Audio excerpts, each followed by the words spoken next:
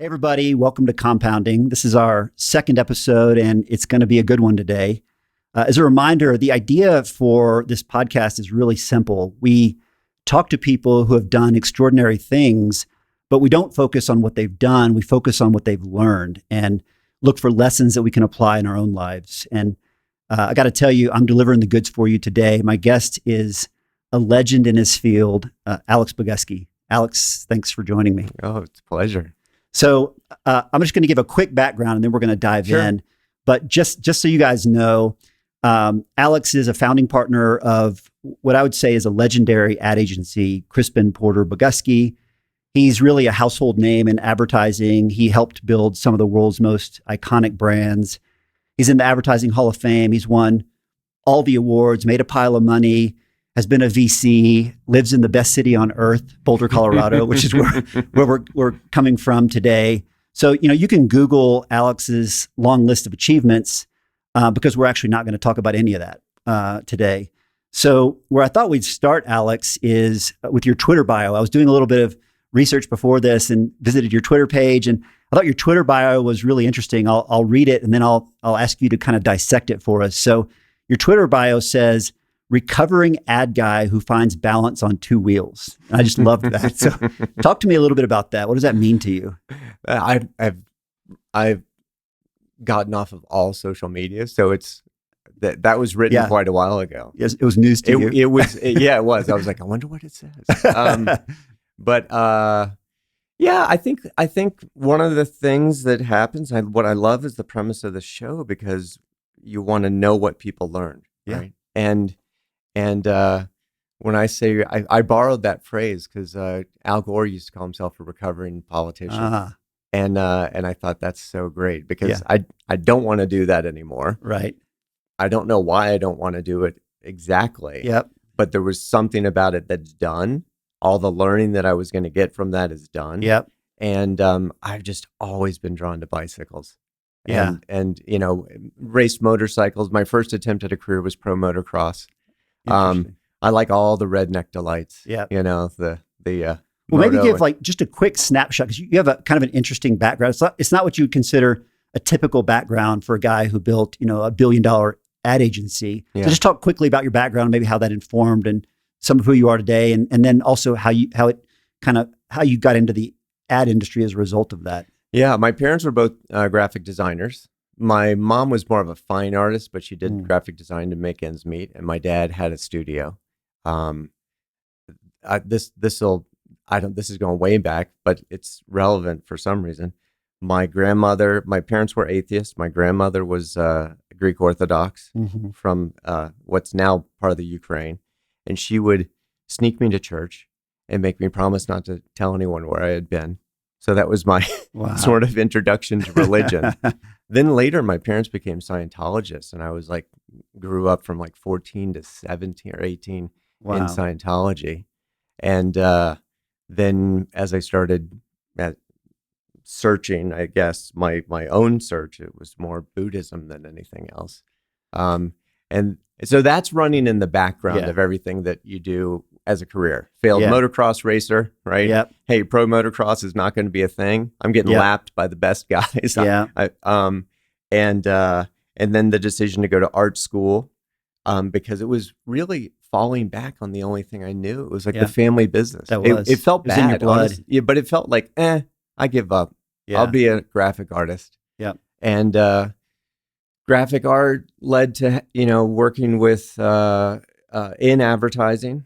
I tried to become a pro windsurfer for a while too. That was actually my second attempt. So I'm in Hawaii, having a pretty good time in Maui, and decide I'm going to stay there. My dad convinces me to come back. I'm like, I don't have a job. I don't have anything. Just send my car, send my dog, and I'm going to live out here. I go back, and unfortunately, I do get a job in advertising. So that's my first job in advertising. Yep. And slowly, the reason why we're passionate about what we do, why are we passionate about work? Yep. I think it's because of the learning. It's one of the best ways to learn about yourself, right? Yep. That's how we use it.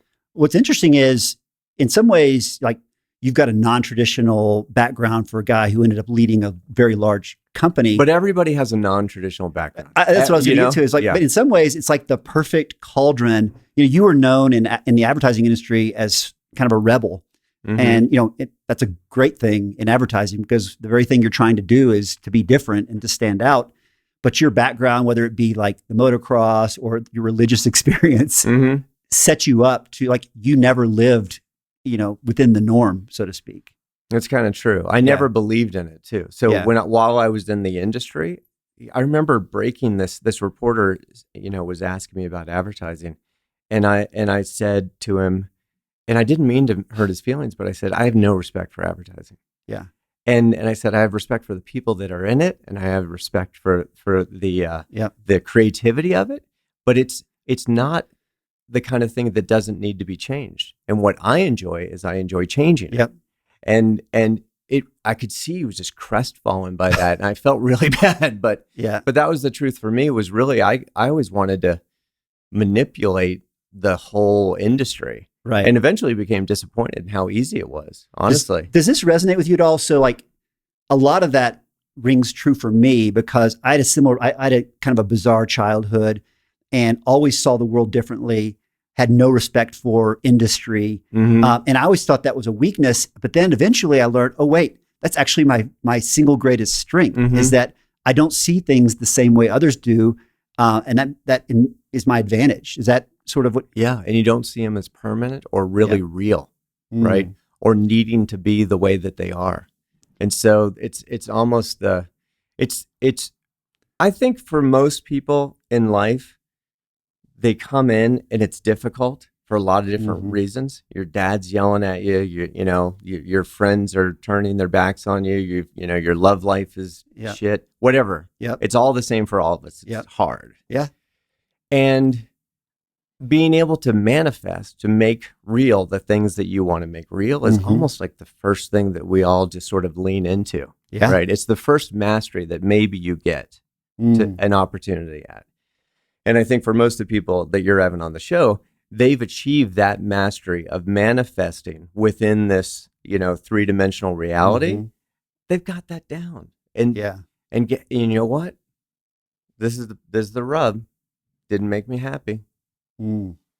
What you thought you wanted. So if I'm understanding you correctly, you're saying you recognize this power to manifest what you wanted. You did that, but then you realize that's not what you wanted. Yeah, like so you think you want cars and a certain girlfriend, wife, house, job, fame. And then you try different combinations of those things because you probably do it more than once. And as you try those different combinations, at least for me, I've always measured my happiness, which is odd probably. But I remember when I was 14, I was like, how happy am I from 1 to 10? And the number was 6. Wow. And this is at 14. Yeah. And I've always asked my family, what is your number? What's your number? And my family is all 8 and 9s. At 16, 17, I moved from a 6 to a 7. That's the only movement I've had until a year ago. Well, all right. Let me pause there because I just tweeted a big thread on something very similar yesterday, and it got a lot of engagement. We were talking about earlier, but so does engagement mean that people were pissed? No, well, in this case, I think it touched a nerve one way or the other. But here's the question: is like, and you're a perfect example of this. Is here's a guy, Alex Bogusky, who you rose. I think it's fair to say, and you would agree, it's like the top of your field, like. In the advertising industry, you were the guy for a long period of time. Whatever that means. But whatever that means. But you were hovering at a 6 or 7 on the happiness scale. Yeah, 7 at that point. I was a 7. Yeah. So why is that? Like what causes us to chase like? And my life was full of all the things that people would all think the cool are, shit. Right? Yeah, like I'm going all these interesting places. I'm having all these interesting experiences, and people are putting me in helicopters to fly me to the countryside after the shoot so we could shoot skeet in the British countryside or in special ski trips and all this stuff in the media all the time, and yachts and parties and now you enjoy those things, Right. right? And you laugh. I've Right. always had a good time, Yeah. right?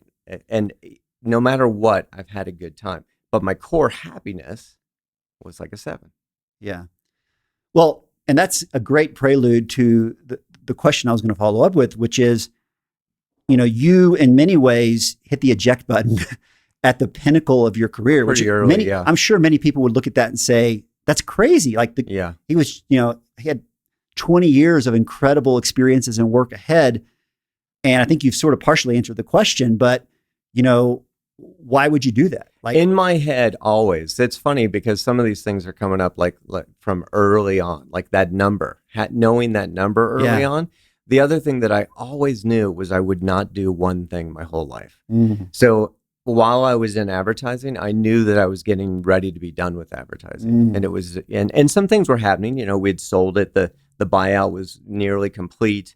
And when it was complete, I wouldn't really have control. It wouldn't really be my playground anymore. Right. It wouldn't be my manifestation anymore. Right. So it just felt like a natural time to leave.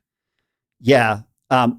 It reminds me a lot of what you see with pro athletes is the pro athletes that recognize what you just saw and they know that their career is going to have an end mm-hmm. and they prepare for it. They seem to do great. Mm. They have, in fact, many of them would say their best career was after, mm-hmm. They stepped off the field. Like Roger Sure. Staubach is an example.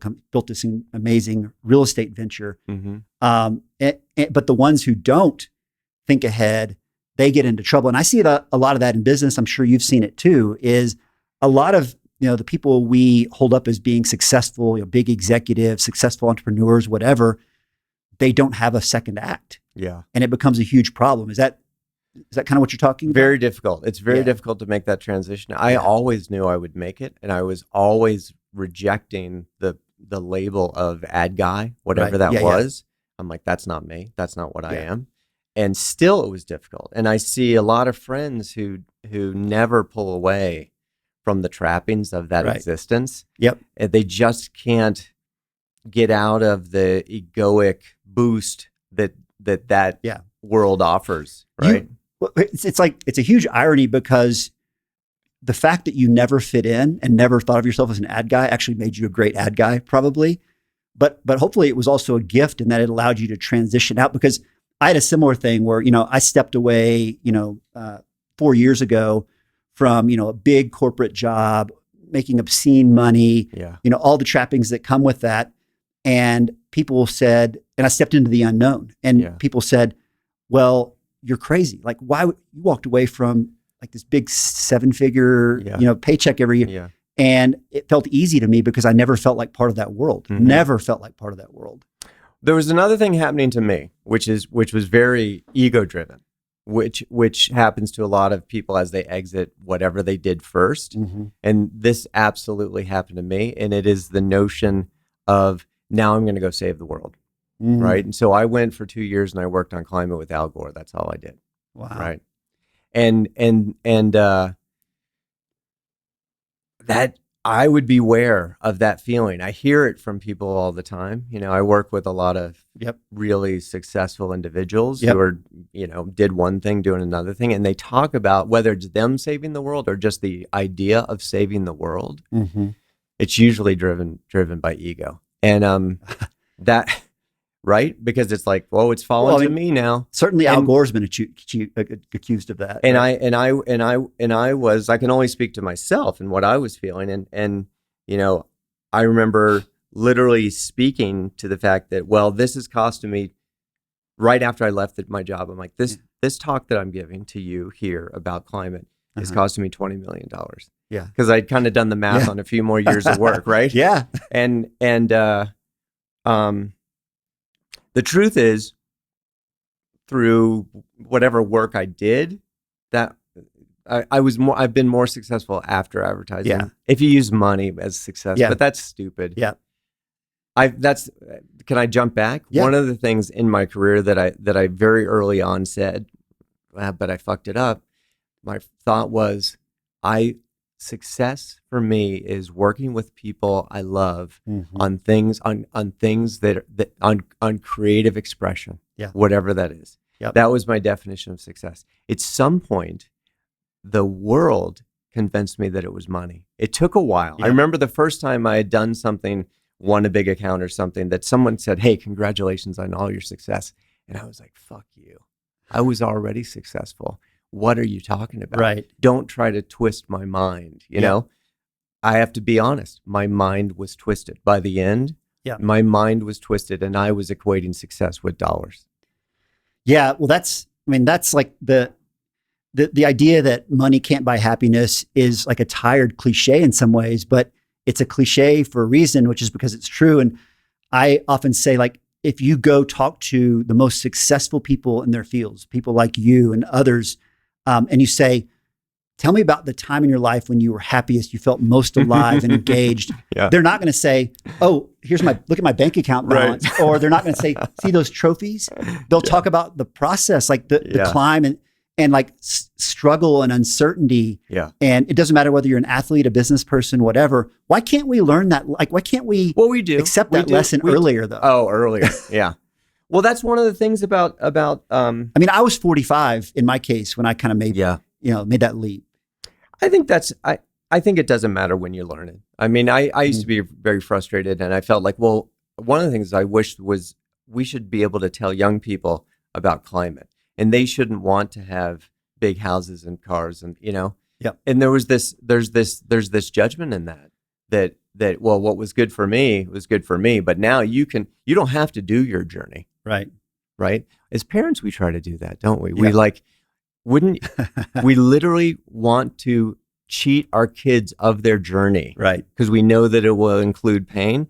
But would you ever, if you consciously thought about, would you ever want that? No, it's crazy. You'd never want that. And if your dad, with a snap of his fingers, could just take you from where you were at 17 to where you are at 58, right, and prevent all the pain along the way, you'd be like, no way, Dad. Yeah. No way, Mom. Like, but we always think that we want to do that for people. It's so erroneous. In my opinion, that is the secret. Like, my whole sort of shtick, online, is that the secret is that the struggle is the reward. And it's so hard. It's easy to say. It's super hard to internalize that. And the benefit of understanding that early is that you can start like living a kick-ass life today by just embracing today instead of like trying to race for this finish line that actually doesn't even exist. There is no finish line. Like a life of leisure is a pretty miserable life. We learn that quickly. Yeah, but a life of peace is really wonderful. And so, I don't know that the struggle is real. I'm not even pushing back. I've just sort of started to wonder, because I think that is very much how I would have expressed it. But, you asked me where you've been, like, for the last year or 9 months or so. And it's been a really interesting time for me. Do you want me to talk about it? I want you to talk about this. I was waiting, but let's dive in. I had a very intense experience of having my lifelong friend die in my arms. Wow. We were mountain biking together. Oh my God. And we liked it, like I said, I like the redneck delights. Yeah. Yeah. And so we were downhill mountain biking. We had ridden bikes and done, motorcycles and all that sort of things our whole lives together. From the time I was 12, he was sort of my best friend. Moved in with us. Wow. I literally yelled at my parents, "I'm your real son," one time, because that's how much he came into our lives, So, a best friend, a brother. And we were riding. There were these 3 jumps in a row that get bigger and bigger. My son had named these jumps the Father, the Son, and the Holy Ghost. Wow. Just because they were scary, I think, And I was in front and I was listening, and he was behind me. And you could tell how somebody's riding just by the sound of their tires, And he was riding beautifully, and he was getting the backsides of everything. And we did the Father, the Son, and the Holy Ghost. 2 more turns. I turned around and he was gone. It was like a magic trick. I went to give him the, fist bump, and he was gone. And I ran up the trail, and he was laying in the trail. And he had broken his neck at C1, C2, which I didn't know at the time. So I first I tried to wake him up because it isn't uncommon in what we do to knock ourselves out. You know? Yeah. I mean, it's inevitable in mountain biking. Right. So I was trying to wake him up. He wasn't waking up. I rolled him over and I could tell he wasn't breathing. So I started my lame version of CPR. Within 40 seconds, there was a trauma surgeon was the next rider down, right? Which is interesting. I think as a trauma surgeon, the decision to be a mountain biker on that level is sort of interesting. Debatable. Yeah. But great, he was there. We got, and he recognized immediately that there was something very serious going on. More than me, for sure. Yeah. I think he really knew what was up. Yeah. I mean, when I rolled over my friend, like, you know, I got to see the life leave him in his eyes. You know, it's like very, very. And this was about intense. a year ago? Or no, this is about almost 3 years ago now. Got it. So I just suffered for a long time with this. Did you like compartmentalize it or sort of not process it, or? I don't know what happened. I have always been pretty good at processing. I've always felt like a connection to the universe, and somewhere along the way that connection got severed, right? And so I didn't have that. And I didn't know where that went away, and I didn't know why that went away. But my mom died. Dave died in my arms, and then I had this, you know, concussion, neck injury, accident, right? And they all conflated into this bundle of something that I was not effective at unraveling. It just wasn't working. Was it like an existential, just, you know? Oh yeah, it was very much an existential. Like, why am I here? What's the purpose? What's the meaning of it all? Type. Yeah. Yeah, and maybe PTSD. Like, you couldn't touch my neck without me flashing back to that moment with him.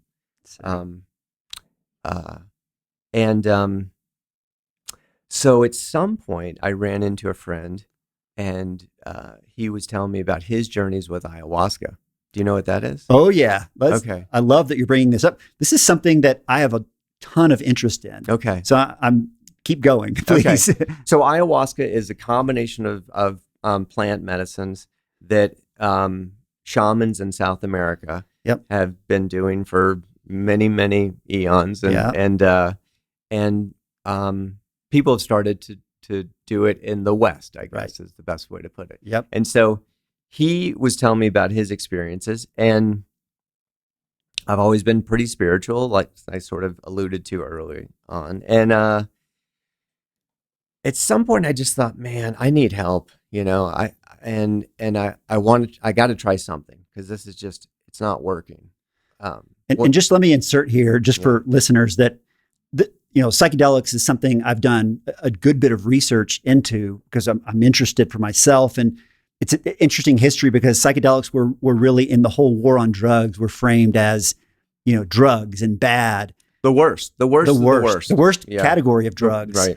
And it turns out, you know, so it basically put a stop to any research into psychedelics for literally decades, since like the 50s or 60s. Yeah. Only now is there starting to be tons of, like, Johns Hopkins is doing a ton of research into psilocybin. Yeah. Incredibly effective for depression. And, you know, you hear anecdotal stories like you're probably about to tell. So I just wanted to frame it that way, is that that's great. There's been a huge resurgence in interest in this stuff. Yeah. Yeah. And with teen depression, I've had several friends who have had huge success with MDMA. Teens are, this is a, you know, sort of a, not what we're talking about, but we'll come back to what you're talking about. But teens are under enormous pressure as they inherit this notion that they're the ones destroying the earth, you know, and it's a new kind of bullying that they use on each other and society uses on them, and it's just awful. And so you're seeing these thoughts of suicide and self-harm, and honestly, I have to say, almost every one of my friends with a teenage girl, this has come up. I mean, that's an epidemic. Well, count me in that group. I have 2 teenage girls, and it's an epidemic, and there's got to be a better answer than the meds, right? Yeah. Well, consider a journey with MDMA. Consider another kind of journey. So my wife was not happy that I was going to go this route, right? So you decided you were going to go do a ceremony in South America. Of something. Well, I didn't want to go to South America. Okay. And I thought, well, she'll definitely like leave me if I go to South America and do ayahuasca. Nah, I don't think that's true. But she'd be pretty chapped. Yeah. I'm not a person. I know when I was in advertising, people thought because I lived in Boulder and I had long hair that I was a big stoner. You know, maybe I talk like a stoner. I don't know. But I'm not. Yeah. And I have not done a lot of marijuana, and I've not done a lot of anything, and I've just kept pretty clean. But I don't judge it. Well, you know what? I used to probably because we were taught culturally. Yes, sure. These things are really dangerous. Drugs equals bad. Yeah. So I started searching in Boulder. There are ayahuasca journeys available in Boulder. They're underground because it's not legal. But what I found was this guy, Daniel McQueen. Okay. And he does psychedelic journeys. Psychedelic is, I think, a classification that doesn't really exist, like all words. It's trying to describe something that's outside of words, right? But whether he does it with cannabis, and he takes 3 different kinds of cannabis, combines them, and you go on a journey. Now, many people say cannabis is not a psychedelic. All I can say about that is I don't really care if it's a psychedelic, but it is a plant-based medicine that will work for journeys. So in the journey, when you go on a journey, have you been on a journey like that? No. That's why I'm so interested. By the way, just a quick side note. I've heard that cannabis in edible form actually does have for some reason the edible, when the way you process it as an edible. Daniel McQueen has written a book on it. You can probably find some podcasts with him as well. And he thinks it's the terpenes, not the THC. Got it. Right. And it's similar to a hemisync, which have you ever run it? So you're trying to sync the 2 hemispheres of your brain. And essentially what it does in the right combinations is it puts to sleep the left hemisphere while allowing the right hemisphere to sort of come in sync, right? It balances these things. That's the theory. Or so you did not do ayahuasca. I did not do ayahuasca. You did this. I have not this done blend ayahuasca. of cannabis. Yeah, and I did it, and I was laying so I went to an office in Boulder, and I'm laying on a bed in an office in Boulder, and the whole thing felt like it was a scene from Portlandia to me, Yeah. Like there's part it's of me very that's Boulder, like, right? It's like I can't believe that I'm doing this right now, but I was desperate. I was in a lot of pain. I was really suffering with this. Well, and just sorry to interrupt, but I've got a lot of interest in this. That I've never been a drug guy at all, and the worries I have are always around like, will I lose control of myself? Is it safe? And like that's why I've stayed. Like I had a friend who we actually both know who invited me to do a ceremony in South America, and same thing. Like that sounded like kind of a stretch for me. This sounds much more approachable. Well, I'll give you all the info, and yeah, for me it was more approachable, but still weird, right? So was it the experience that I often hear of like just understanding the bigger picture, the connectedness of everything? Was that sort of? I think it's different for everybody, but so I'll really quickly what happened to me is the first day I really wanted to know like where is Dave? Is Dave all right? Right, and what happened? And so I journeyed on that. Now there was a bunch of stuff that happened before that to make me feel safe enough. I literally was laying there saying to him, you may stab me in the chest while I'm laying here. Like I had some safety issues. Right. Yeah. And so there's things that you go through. There's energetic work that you do. But when the journey began, by the way, it is not subtle. You don't wonder if maybe you journeyed. You don't wonder if you're imagining. You don't wonder if you're thinking, if you're dreaming. Like it is very, very distinct from anything you've experienced. And it's much more. You don't even use words like I was thinking or I was imagining or I was dreaming or I was wondering. Like all the words you use are I was there, I was talking, right? I was learning. I decided to come back. You use words like if you were taking a cruise. And the experience transcends words, basically. It's like, well, nothing's really in English. You think it is, but when you go to speak to your shaman or whoever your guide is, you realize, I got to put this back into English now. Wow. So, and did you do multiple sessions? I did 2 days for 5 hours. Got it. And so the first day I was asking, where's Dave? Where's Dave? And the universe, this was what I called the universe at the time. it's an aspect of the divine. It's an aspect of the quantum, Mm-hmm. right? It's creative Sure. source energy. Absolutely. You tap into that, you get answers. And it said, "What's a Dave?"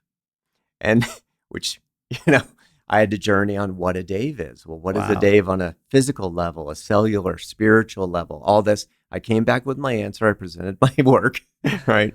It feels like you're gone for a month, by the way. It's so much learning. And so I presented what, and I asked a few other questions. I remember calling them Zen zingers because I'd ask and it would just it was like a kill shot all over the net.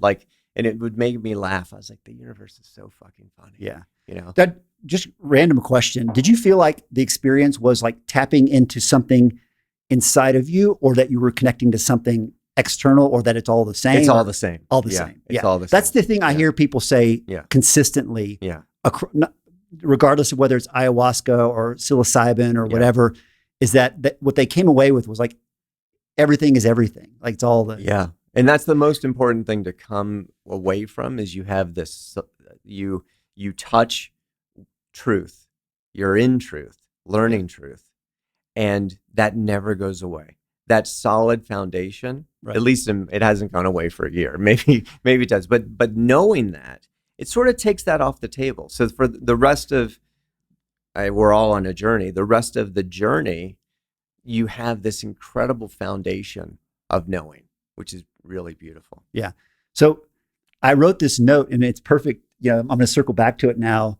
When you sort of leveled up on me, when I said the struggle is the reward, and you said, is the struggle even real? Yeah. I understand where that. So help me understand that, unpack that a little bit. So what you realize in going through this experience is it all of this stuff is what? Like, when I say the struggle, the struggle is the reward, and you say, but the struggle isn't even real. Yeah. What does that really mean?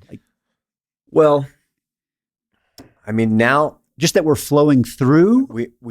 I have to fast forward. Yeah. I want to talk a little bit more about the journey though. Okay. Before I get Go there. Go ahead. Because there just were some other really interesting aspects that blew my mind.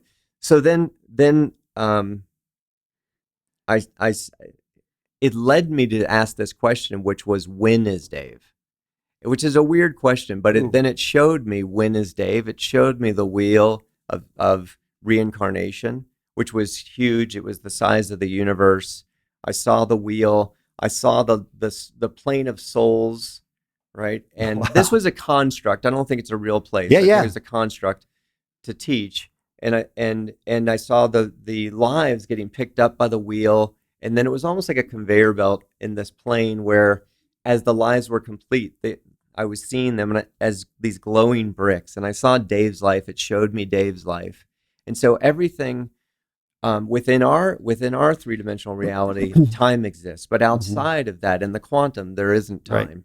And so everything that is that spirit embodying that body for that period of time, in quotes, that is Dave. And all of that persists. It is all happening in the now. So I don't have the ability to visit it in that way right now. Right. But if I was in a different realm, I would. So I was shown that. And here's the thing that maybe matters the most if you're listening. I couldn't talk about Dave or what happened or looking in his eyes and any of that without just bursting in tears. And 20 minutes later, I was healed. The healing, when you're in truth, learning truth, is I used to call it cellular, because it permeates everything.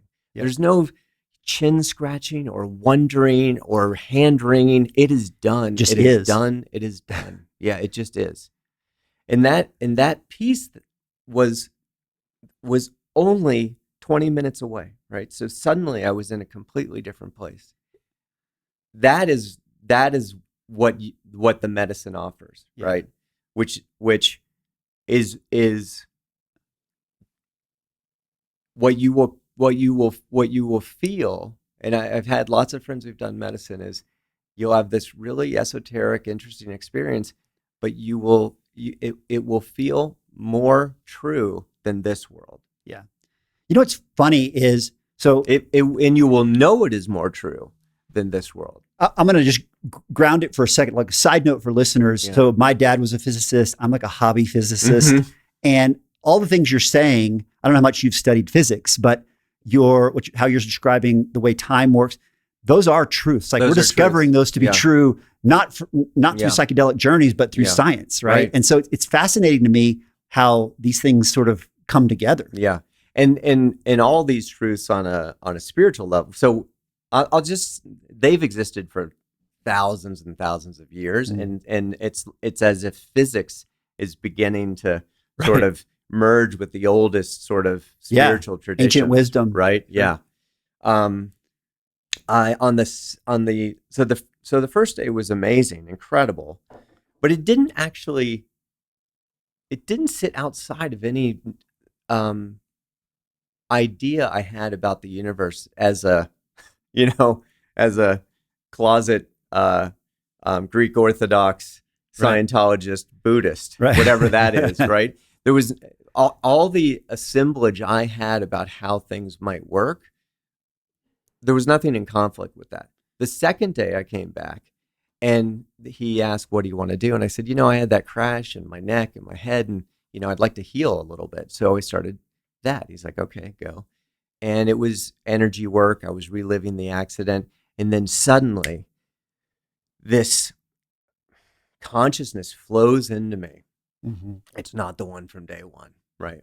It's very distinct. It is so loving that it's difficult to contain. Mm-hmm. And it says to me, welcome back. Right. This is the thing that I had lost connection to, that I had always thought I had a connection to, what I would call the universe, but it was this other thing. And it said, welcome back. And I had lost the connection when my mother died, because this thing is it's like, you ever been carried by your mom out of the car and put to bed? And there's that loving feeling of like, you're at ease and someone's taking care of you. It's that somewhere between 1,000 and 1,000,000 times, maybe 1 billion. Wow. It's insane what it feels like. And I just burst into tears while I was laying there. Now, I don't have a place in any of my understanding for this one universe with this consciousness and this other. What I came out and I said to my shaman, I'm like, I called him a witch doctor, actually. I said, I just met, and again, you don't have words, right? So I said, I struggled, and I'm like, the Great Mother. And he's like, oh, that's Sophia, that's Gaia, that's, he gave me these names. I'm like, I'm going with Great Mother, because that's what that's how it shows up for me. Now, that really sent me on a search. So can I ask you a quick question? Absolutely. So when you talk about the, your sort of hybrid Christian Orthodox, Buddhism, all these assemblages, I think you called them. Did you come out, because I hear this a lot, like, did you come out feeling like they're not in conflict because those are kind of metaphors for what you experienced? Is that what it feels like? Well, I think all of us try to put together some idea of how we think the universe works. Right. And for most of us, we get to something close enough that we can then put it away. And for a lot of us, we don't want to open it again. Like it's often early mid-teens that we do this work, I think. Right. And once we have a decent idea of what we think is real, I have lots of friends that are like, dude, I ain't cracking that open again. Yeah. Right. And so I totally understand that.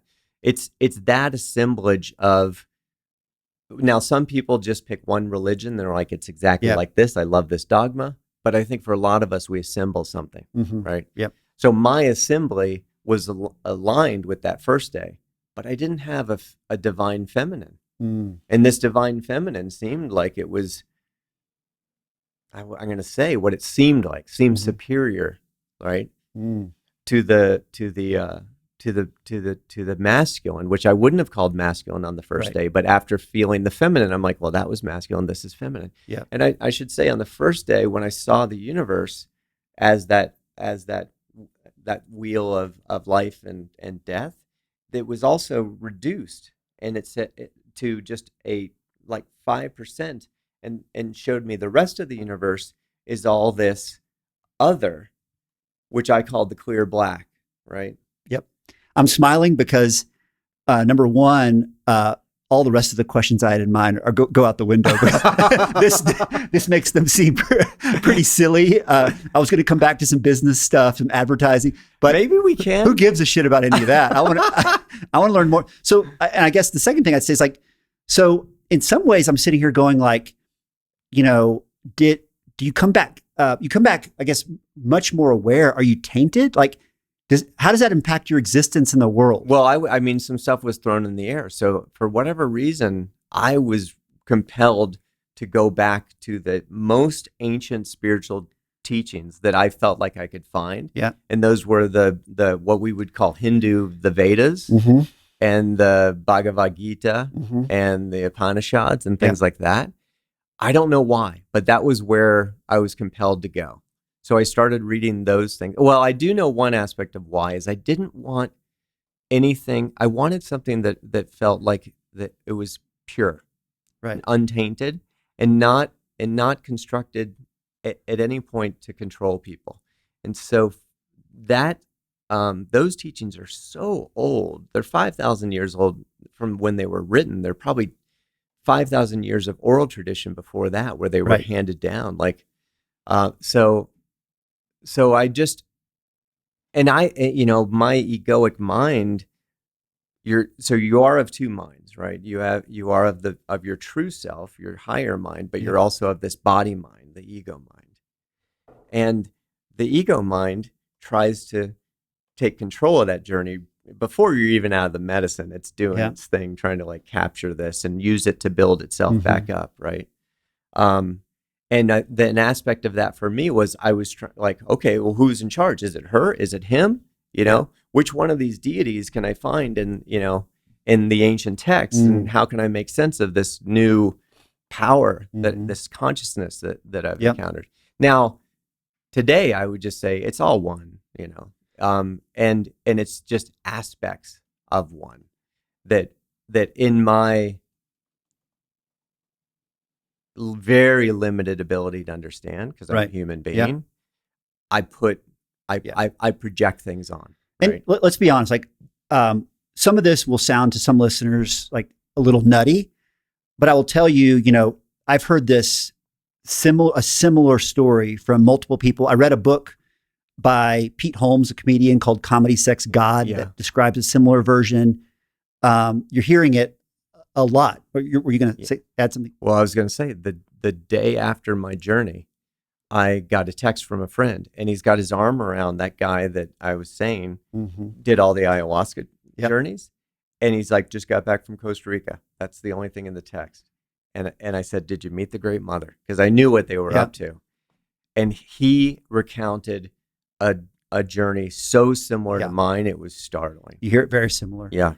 So I guess a question then becomes, how do you apply that new consciousness, that new wisdom in this world? How do you keep from becoming the guy I ran into on Pearl Street a couple days ago, who was like yelling at the top of his lungs on a spiritual rant? Like what are the things that you can apply? Because I think there's probably a lot of people listening, like, and this is myself, like I'm very interested in having this journey. What I want to learn is like you did those 2 days changed you in a profound way. How do you kind of net out from that? Like, where does it leave you? Well, my process is not to believe in anything that I haven't experienced. Right. So I think that's a fair way to go and a safe way to go. From those texts, for whatever reason, the minute I was done with the journey, I've dabbled in meditation during my life and I've enjoyed it. Right. But it was like candy coming out of the journey.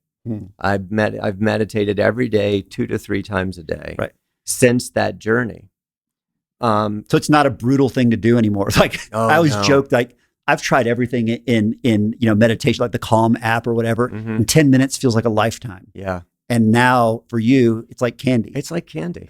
It's like, and I'll do different kinds of meditations for different reasons. And it's really, so that process of meditating, then coming out of the medicine, you feel like you have a different access to maybe the divine, Mm-hmm. right? And so it's easier to tap into and get to that sort of quiet of self. It still takes work. Like, Yeah, you sure. know, people get disappointed in meditation because they think that they should meditate like they've seen in the movies or something, Right. right? Yeah. That it is a success to meditate. If you sit, and what happens is there's just a nonstop cavalcade of thoughts. That's success. Mm. That is success. That's the first success because you've become the observer of the thoughts. And guess what? Those thoughts didn't show up when you closed your eyes and sat quietly. They were already there. They're Right. running all the time. Mm-hmm. People wonder why they're not good at manifesting, right? Well, because you have those manifestation thoughts. I did my vision board. I think about it every day. I want to achieve these things, right? But they keep not happening. Well, you don't realize that you've got this other program running all the time. Mm-hmm. And it is counter to what you are trying to manifest, what you really want. And it's running with all these negative thoughts and these concerns and these judgments and these grievances. And until you can identify that stuff, you have no chance of slowing it down. So is it about making space for the things to manifest, like by pushing out the? It's like you are always all thoughts are manifesting, right? Always. It's not making space. It's just if you have, let's say that 70% of your thoughts are negative, right? Or the opposite, they're concerns about what if I don't get what I want. That wins. You don't get what you want. Right. That's what you're thinking about. Yeah. That, and all of that is coming true. You think, therefore you are. Yeah. Every thought begins to turn into this physical plane. It takes a while because thought is quantum. Right. And then it moves into the physical and it takes a while. But whatever programming you have running the most, that will be the dominant manifestation that'll be your existence. Put it that way. I mean, that, I'm super intrigued because that aligns with sort of, what I've observed just empirically over my life is, you are what you believe sort of thing. Have you ever met a person who thinks it's really easy to make money and it's hard for them to make money? Yeah. Right. Have you ever met a person who thinks it's hard to make money, but they have a lot of money? That's a great one. It never happens. It's all around us. Like the truth of what we're really experiencing and how it is wholly inside us. It's all around us, but we're specially designed to be blind to So it. in retrospect, let me ask you a question. So like you came off this incredibly successful career. You said in your own words, like you sort of had this misguided notion of like trying to solve climate. Do you wish you had this enlightenment before? Because this is sort of like, sounds like the new mission. Like, it's weird because you don't, maybe the ego would have that. I wish before, Right. Yeah. But the consciousness that's just consciousness, right? That is equal to happiness, Right. that is an aspect of the divine, that is an aspect of all. Right. It doesn't really feel that way. Yeah. Everything happens, I mean, that's a cliche. Everything happens for a reason and the time that it needs to happen. Yeah. But since time isn't real, it just doesn't matter. I have a friend who has been on a very similar journey, and she always catches me because I always ask questions like this that imply like a sequence or a linear timeline. And she's always saying like, that's not really, that's not the way it works. It's not the way it works. It's so hard for us to not think in linear terms. Yeah. Well, here's a limitation. We know that the universe, mathematically, we know it's infinite. You talked about quantum physics and all the things we know about that. Not one of us can hold the infinite in our minds. Yeah. That means not a single human ever born has the capability of understanding the truth of existence. Yep. Until you acknowledge that limitation, I think it's really difficult to grow. Well, and to not acknowledge that at some point seems really closed-minded. I always say whether it comes to religion or this sort of topic, to think that like this is peak existence in the universe is pretty small-minded.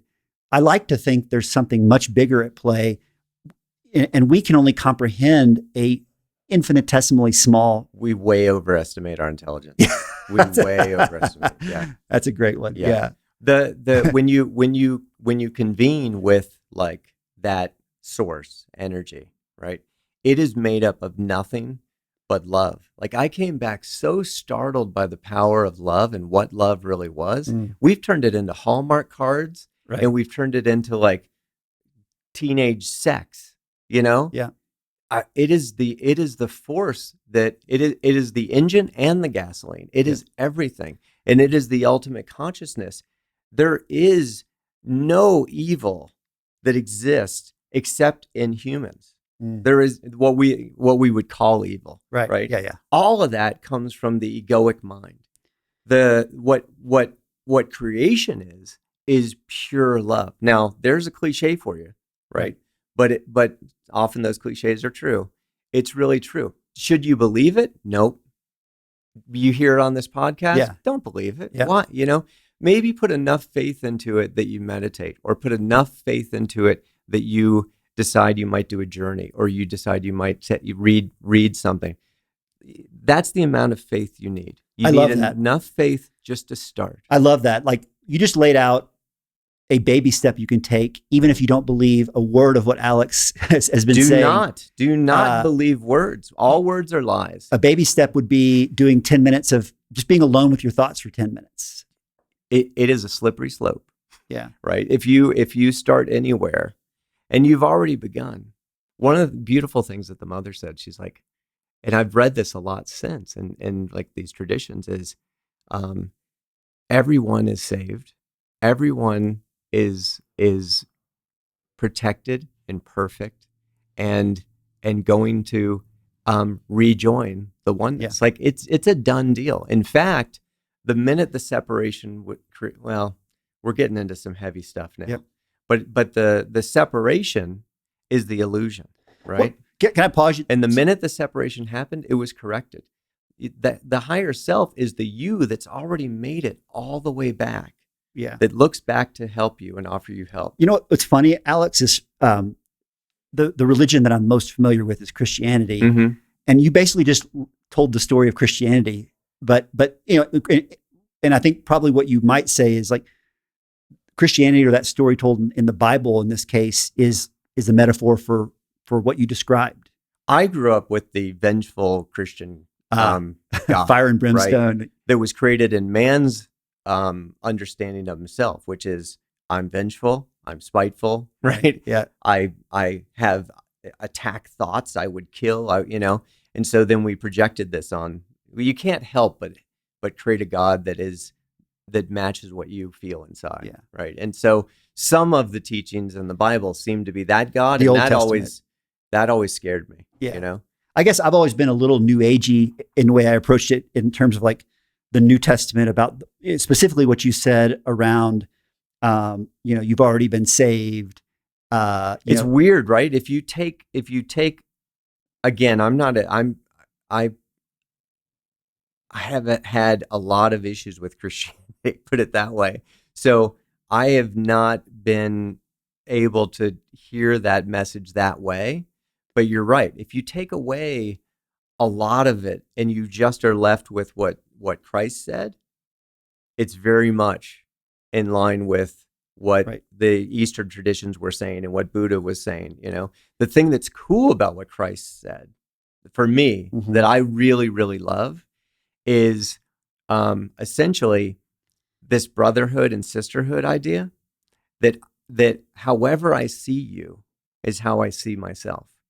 And if I hold you in anything other than like your perfection, that's just a reflection of how I'm seeing myself. Right. And it's, in a way, it's good news. It's like, oh, here's what you need to work on, right? It will reflect back what you need to work on. But the Buddhist tradition is to just go in. The Christian tradition seems to be you go in, but then you come back out. There's this loop of working through brothers and sisters that I think is really beautiful. A lot of these things you're saying, honestly, are like, they feel right intuitively. I think we know these things at a subconscious level intuitively, and we don't necessarily live them or even accept them sometimes. One thing, I was sort of sitting here smiling because the thing about people like you who have been on this journey is, in some ways, it almost like it feels like you're not of this world anymore. And it becomes a little bit like I was joking earlier, like I had a question I was going to ask you about. You ask, how do you not be that guy? Yeah. Like what I was going to ask, like, tell me about some of the great ads you've created. That seems like, like who gives a shit? Like, yeah, truly. Yeah. Truly. Yeah. No, I think that is truly. Yeah. So like, how do you continue to exist in this world? And then maybe I'll make it a multi-part sort of question, is like back to your, lifelong happiness scale. Yeah. You were at a 6 and then a 7-ish for a lot of your life. Yeah. And then where does that put you now? I think I was thinking I was going to say 9, but it's a little higher than 9.5. Wow. So, yeah. It's really high. It's wonderful. I mean, that alone should, like, coming from a guy like you who's done a lot in the sort of material world, right? And then transitioned into this new world, like that's a pretty big statement. A 9.5 is like most of us. It's a big, I feel good. It's an A. I'm getting an A. I feel good. But you were asking about how well, I was just going to, like, the thing that maybe this would be helpful to somebody. The most powerful thing that I've found, because I definitely suggest meditation. I would suggest if you're interested. My wife, when she was at the height of mad at me, we were at the dinner table with my kids, and I was talking about something that happened on the journey, and she was like, "Would you want your kids to do this?" And I was like, "Yeah, absolutely. Yeah, if they wanted to, only if they wanted to. I mean, free will is so important. It's like what drives everything." But in the process after the journey, the most powerful thing has been forgiveness. Because again, we as humans always think that everything is external. We think our world is external, and we think that the answers are external. And meanwhile, everything is inside. All the answers are inside. And what the journey even is a sort of a bad word for what we're doing. We're just remembering. Yep.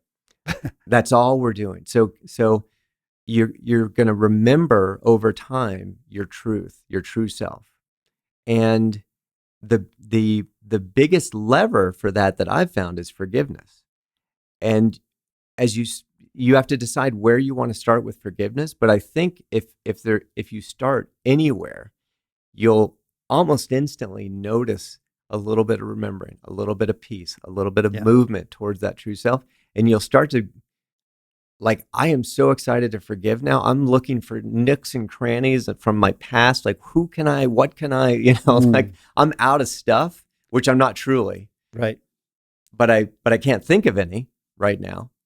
And so for whatever reason, well, I do know, because the ego uses all that stuff.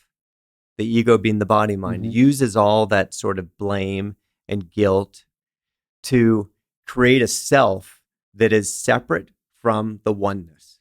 Right? Yeah. And so I'm distinct because I have this, and it will use anything, positive or negative. I'm distinct because I have this ailment. I'm distinct because I won this award. I'm distinct because I made this much money. You could almost call that the human condition, is that we do that. It's the human body. It's an aspect of the human condition, which is the body's separateness decision and the body mind's decision to enforce that separateness, to always. And so it becomes very difficult to break. Well, I shouldn't say difficult. We sometimes decide not to. Yep. But when you decide to, forgiveness is the first place I would suggest that someone starts a journey outside of like ayahuasca or something like that. Yeah. All this is reminding me of there's a bumper sticker pretty popular in Boulder, and I think you've probably seen it, and it says the hippies were right. Yeah. Yeah. I think there's a lot of truth to that. There is. Back in because like I said, there was this huge gap where psychedelics sort of like they were big in the 60s, and then they sort of disappeared from mainstream culture. Yeah. And now they're reappearing. So I find this all fascinating. I think that you have to be a little careful. I would say if you just do journey after journey after journey, and you don't have a process that's mitigating the ego will just use your new sort of like supernatural experiences and tricks and to build itself a new Then identity. it is a drug, right? Then you're using it as a drug? Well, you're using it in a way that doesn't honor how powerful it could be for you. It's all okay, by the way. I would just offer that as a caution to people. Yeah. But it doesn't matter. Yeah. It really doesn't. Like everything is going to be fine. Right. It's all going to work out. And the here's the thing. I guess this is worth sort of talking about, because you ask about the guy who's raving on the corner, right? Right. It's funny. I'm not raving, and I feel like I'm at peace. Sure. But it's funny that you would be worried that if you were more like how I'm feeling, that you'll wind up on the corner raving. Yeah. That's an aspect of the mind that's trying to scare you away from what might be the next step, steps in your journey. Yeah. It doesn't want you to go there. It really doesn't. Fair. Yeah. And so what you begin, at least in my consciousness right now, what I'm experiencing is, you hear that phrase like heaven on earth, right? Yep. And you've heard of the multiverse. Yeah, of course. Have you ever been in a room with someone, and maybe it's a family member, and I have, and they're suffering and they are in tears and unable to cope and not able to move forward. But what they're experiencing is the same room as you. They live in the same household as you. They have the same, expectations for what life will bring day to day as you, because they are living an experience that should be so similar to yours. Reality is not objective. They really are suffering. And in that world, everything about their reality hurts. It really does hurt. Where is that reality? Is it an external objective reality, or is it internal that they paint on? Yes, this table's here. This window's here. This person might look at this table and window and start to cry. Right. I might look at it and I might rub it and love it and Right. want to dance on it. That's that physical aspect of what's here is truly here in this physical realm. But what we paint upon it is what's inside. Yep. And so what we have is we have a mirror that we think is not a mirror. We think that it's something that we can adjust. So we get dressed in the morning, you put on a red hat, and you're like, that hat looks so dumb. How often do you reach in the mirror and try to change the hat? Yep. Very rarely. To go in the closet, change the hat. Yep. We don't know that about our reality. We don't know that when I encounter you and you say something that just makes me crazy, that it's because it's in me. And so we don't go to work on this because it's much easier to believe that it's outside, but it's not outside. So it's inside. It's interesting, because I was going to say the person who's grieving, it's what they need to do is zoom out, but it's not that. It's zooming out doesn't help. It's really the manifesting part. Like they could zoom out, but they're still manifesting, what they believe, the ego. When we think that the world is full of hate and murder and genocides and cheating and whatever awful stuff and pollution, right? That's in us. Yeah. That's a sign that that's all in us.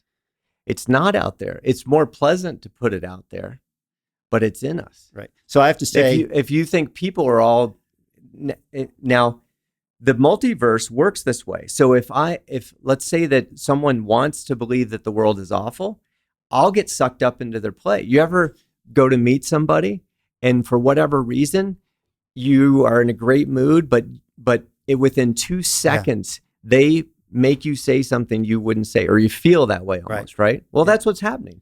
They're painting their reality. Yep. You're a player in their reality, and you've gotten sucked up into it. We call it vibes or whatever, but it's for real. I got to mention one thing, because this is, if I like to geek out on this stuff, because I love the science aspects of this, and I love the spiritual aspects.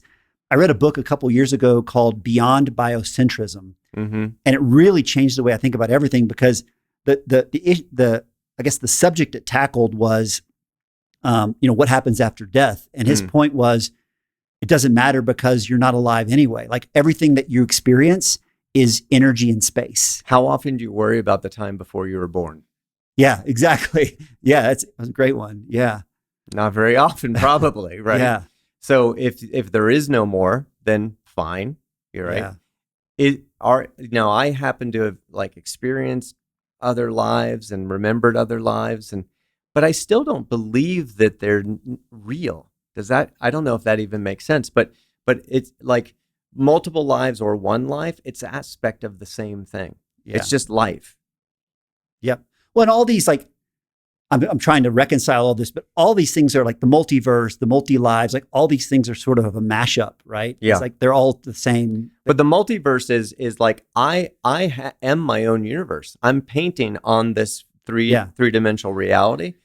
So as you start to work on what's inside, literally you don't experience where you're yelling at things. It's the opposite. What you experience is Kevin is just fucking great.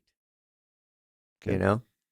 And so sitting here with you, I feel a great connection. Mm-hmm. And it happens it's gotten so weird where like when my car breaks down, I'm like, oh, I get to meet a mechanic. Wow.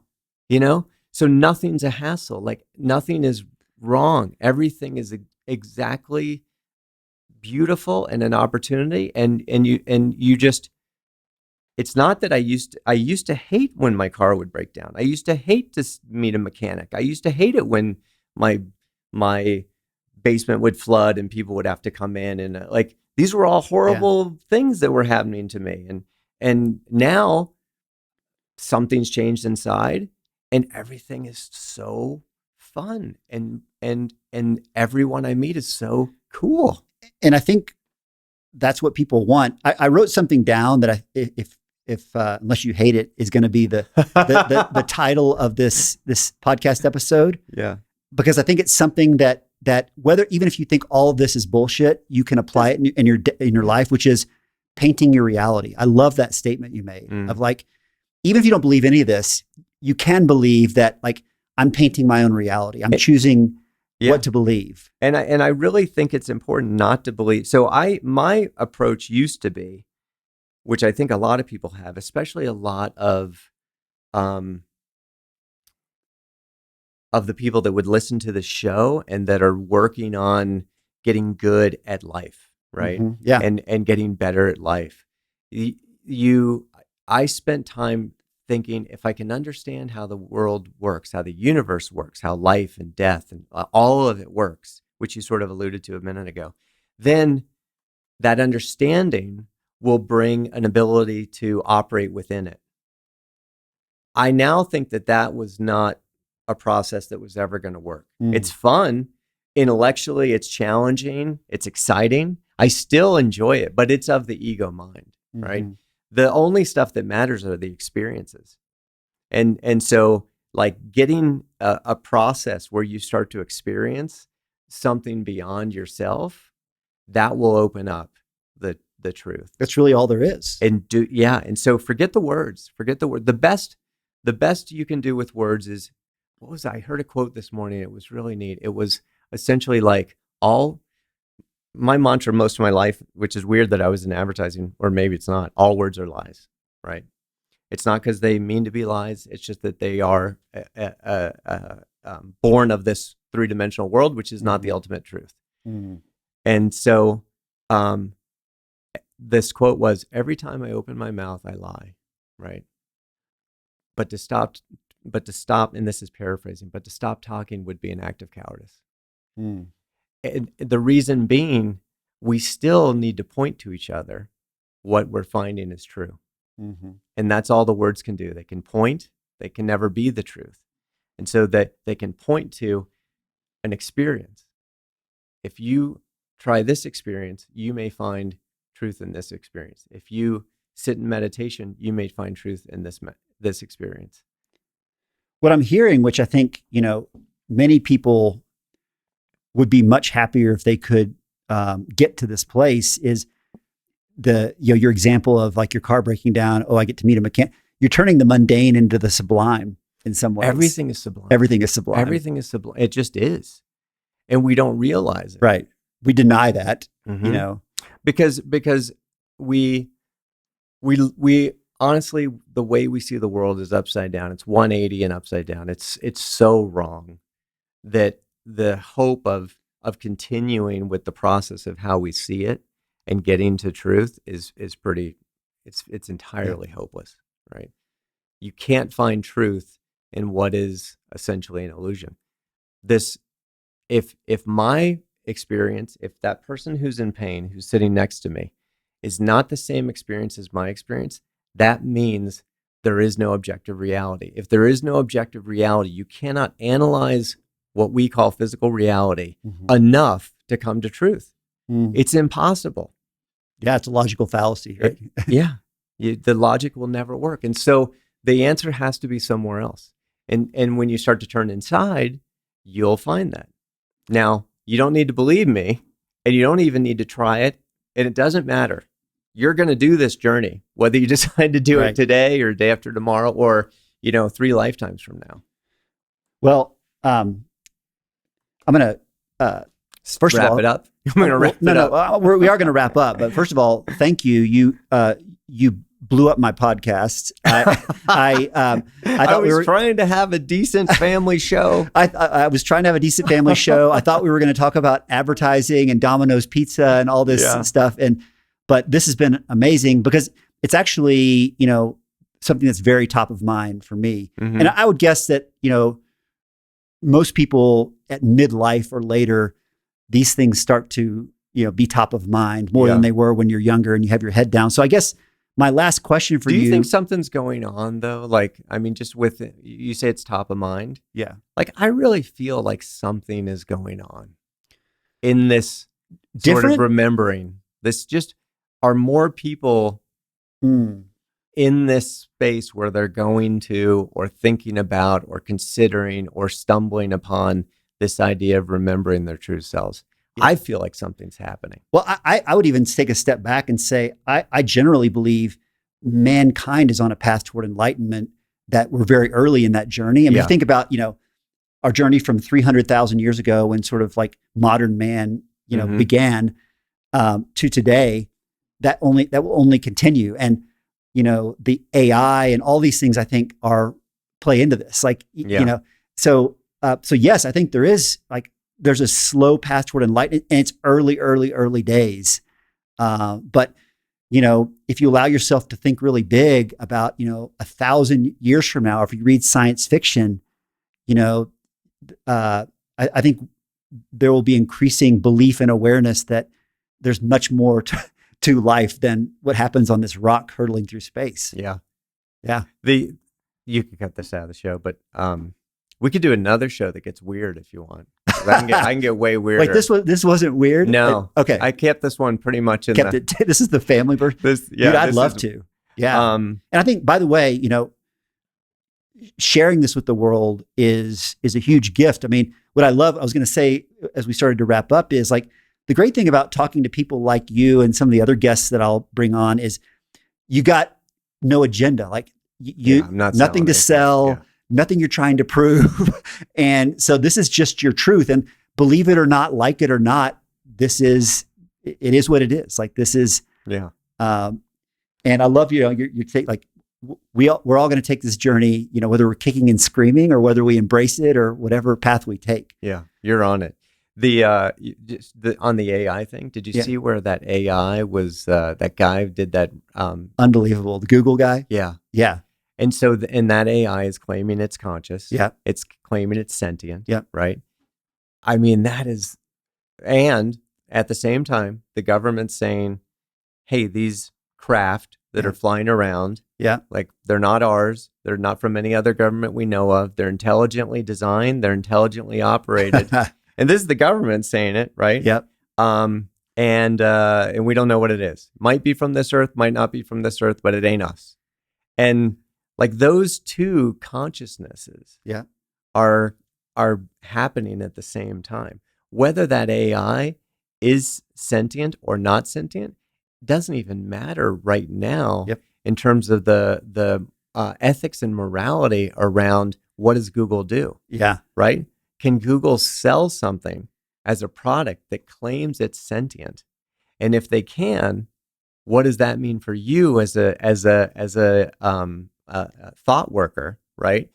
Now, in the past, companies own what you do when you're at work, Yeah. and those intellectual properties, but those companies haven't owned your actual intellect or mind. If Google wins this legal argument that they can own this sentience and sentience, that will automatically extend to human beings. So this is a massive moment. It's a big issue for humanity. And most people just sort of prefer not to even think about things like that. Yeah, but that's not a good plan. That's not a good plan. that's not a solid plan. This sentient being that claims it as a soul, which is this AI, right? It is the most intelligent thing on earth. It truly is. It's more intelligent. It knows more than any other human being, right? So we're confronting right now two intelligences that are beyond our own. Yep. Whoever's making those craft, whatever, being is making that craft. The government said, we can't make it. They can't shoot it down because they try to shoot down everything. So it's beyond us. We can't make it. It's from and by inference, it's created by intelligence greater than human intelligence. Here, whether it's terrestrial or whether it's from outer space, kind of doesn't matter. Yeah. And then you've got this AI intelligence that we've created, like ourselves, but is more intelligent than ourselves. It's just I think it's a great moment because humans are not, like I said earlier, we're not as smart as we think we are.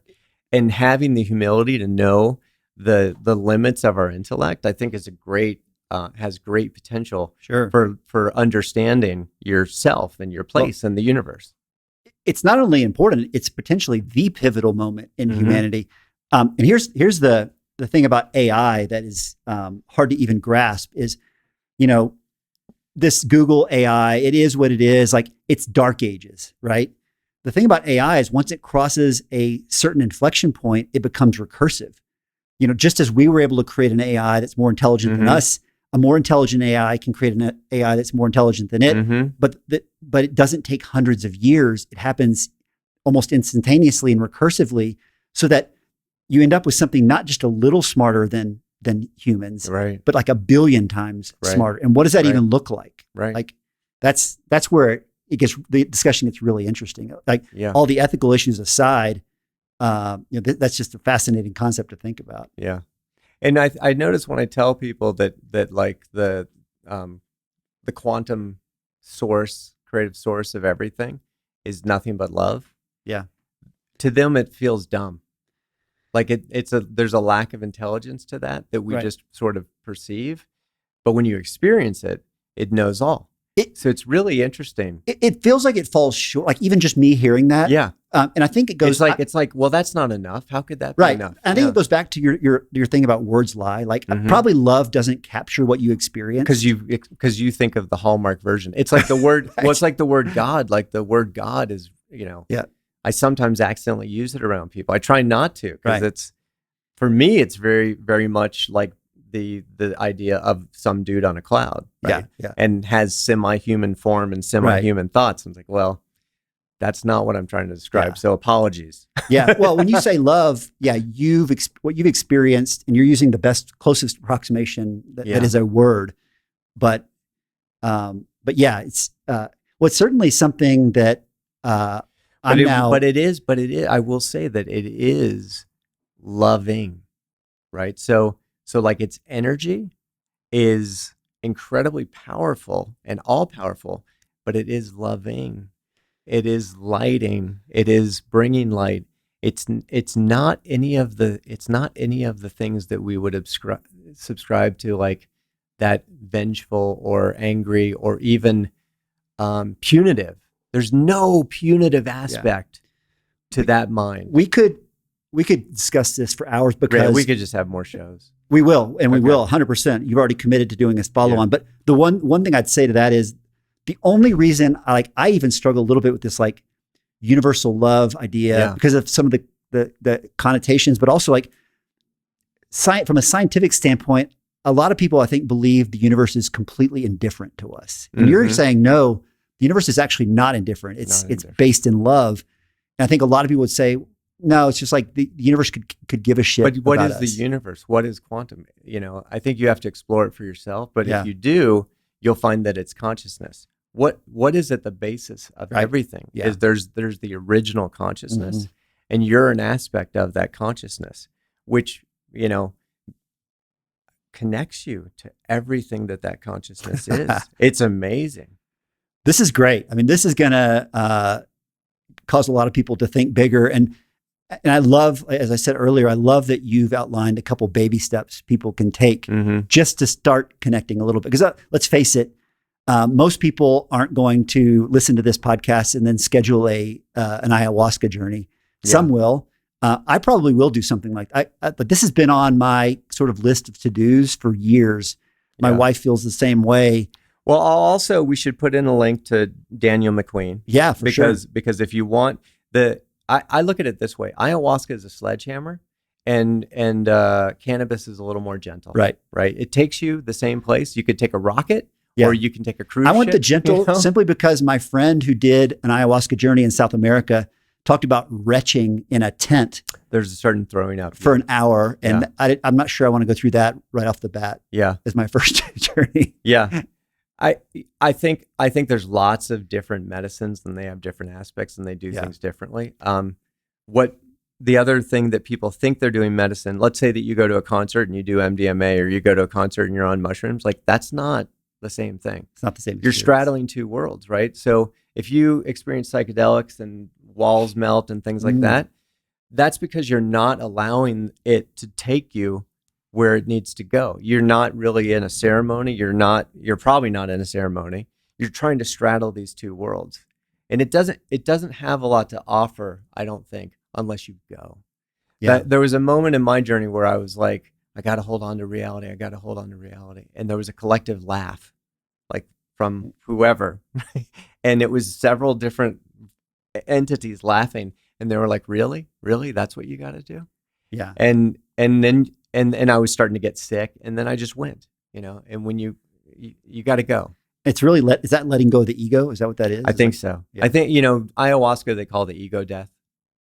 Interesting. And I think that it is, but that ego is coming alive even in the moment you're coming out of the medicine. So you got to.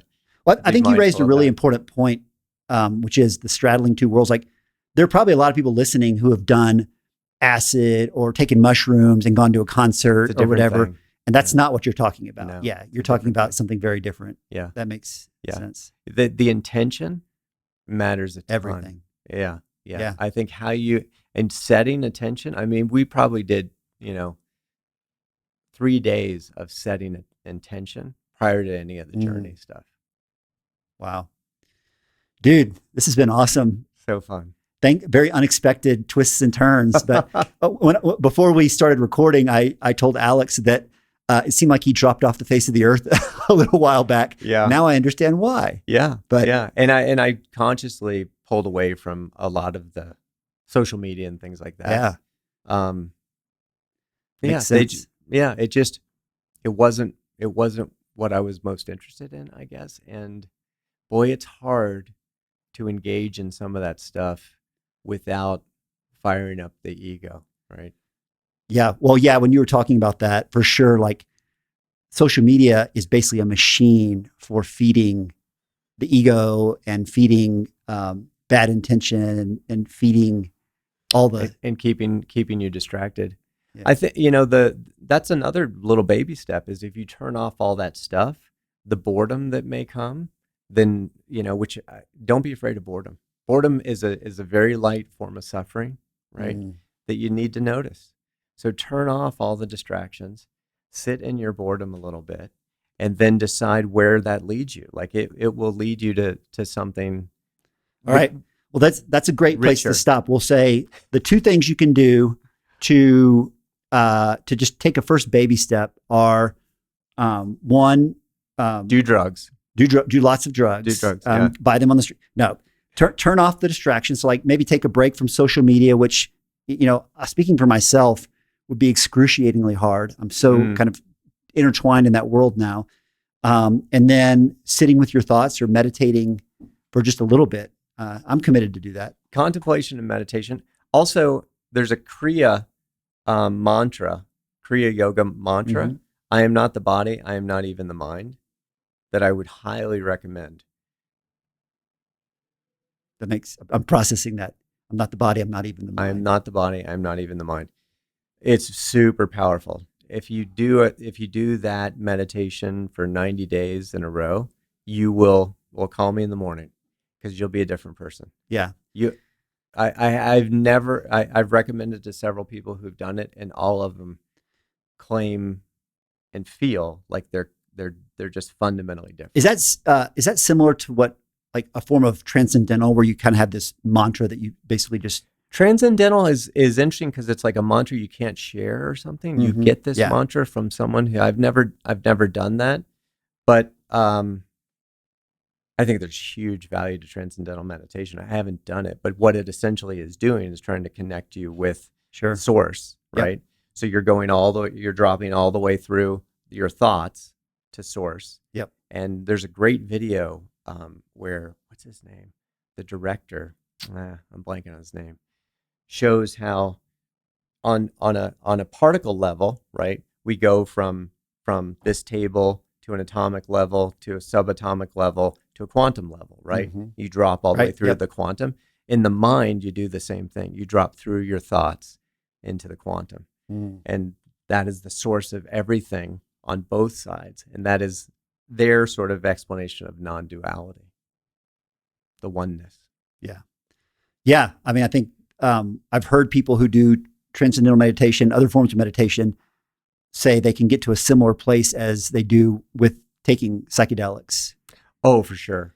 I mean, if we ever get weird, like the stuff that I've experienced, but that stuff just doesn't matter.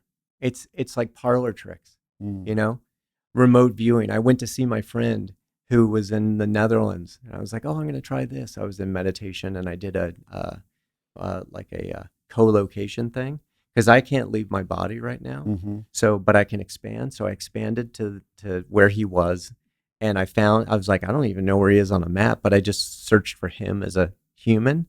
I came in through his window. I saw him working there, and he had all his books behind him. And I looked outside. There's a little garden, or he had one of those planters. And I just sat there for a minute in front of him, and I was like, text me, right? And 3 days go by, and he hadn't texted me, and I'm like, oh man, I'm gonna text him. And I texted him. I said, hey, I stopped by. And he's like, and he's like, when? What are you talking about? I'm like, do you live in a little white house with a barrel, red barrel tile and a garden planter outside your window? And he sends me pictures. Oh my gosh. And he does. And so he sends me pictures, and then about 2 weeks later, we did a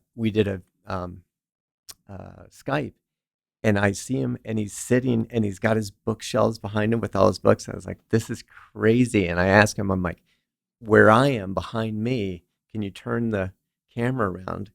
And he turns it around. I'm like, that's the window I came through, And so, but those are unimportant aspects of just things that I call them parlor tricks, because of the nature of oneness. Right. Of course you could do that. Right. Like, how could you not do that? Yeah. But it takes a while for that oneness to become sort of real enough for you to experience some of that stuff. Yeah. I read a science fiction book a while back that just blew my mind because it seems so obvious when he laid this out that, like, basically the point of it was we will never have interstellar exploration in our human meat sacks because it defies the laws of physics. Mm-hmm. But our consciousness can transport instantly. Mm-hmm. And that was the basis of this book, is like you literally could be 100 light years away and have a consciousness there, and which is basically what you're describing. Yeah. So. Yeah. I didn't go that far, but yeah, I think that it actually doesn't make sense that wouldn't be true once you start to experience the oneness. it's early days. We're primitive right now. It's interesting. We are so dumb. Yeah. We think that we're like the most intelligent thing out there. Yeah. I think we're On the lower end of the scale. when it would be. I feel like when higher order beings are trying to explain to us like what's up, it's Right. like me trying to talk to my dog. Right. You know. Yeah. But it's probably a lot worse than that. I'm probably giving humans too Right. much credit. The as gap dogs. between you and your dog is not massive. The gap between this and you, I think it's more like between me and a worm. or even more. Yeah. I'll just go with worm. Yeah. 3-cell Yeah. brain or whatever. Yeah. Cool, dude. Thanks. Yeah, It's man. been awesome. This is really fun.